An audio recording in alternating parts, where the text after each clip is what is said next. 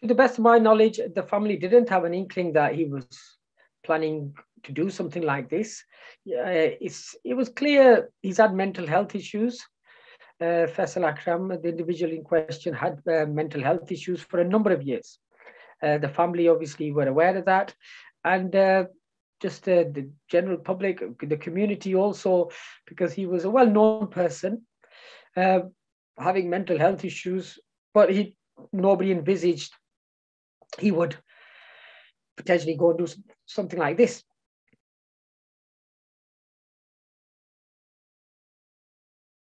He had mental health issues which were not really diagnosed, or possibly there's an issue where he wasn't given the relevant support from the authorities. There's questions to be asked there. There's other questions about how he's gone to US of A, how he's got through Homeland Security, immigration issues. His family's acknowledged that he had a criminal record.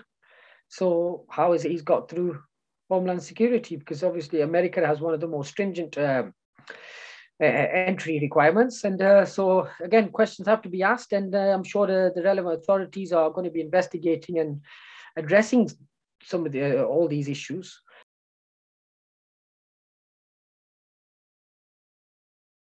I do know he served a custodial sentence, so it must have been serious enough for him to serve a custodial sentence. So he was known to the authorities for that reason. But for all intents and purposes, other than that, he lived what one would describe a normal kind of existence. He was part of the community. We used to meet him at events, functions, funerals, etc. Recently, his brother 3 months ago passed away because of COVID.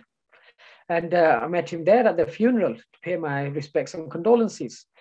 But he, again, just normal interaction. But others who had more interaction with him highlighted some of the mental health issues from some of the things he possibly saying, or how he was saying them. And again, possibly issues there where he wasn't given the relevant support from the authorities.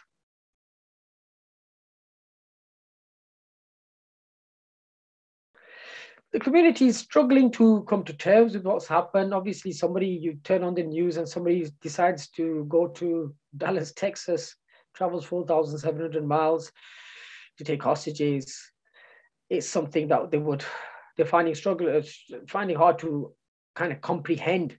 And like I said at the beginning, they're in a state of shock.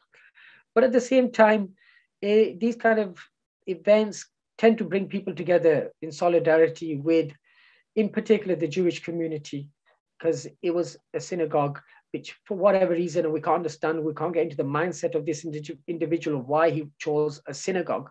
But we are in solidarity, and many people I've spoken to in the community today and yesterday, they're in solidarity. The Lancashire Council of Mosques has issued a statement in solidarity and condemning the actions of this individual. And we stand side by side with people of faith and people of no faith, and clearly condemn this action. And violence only begets violence.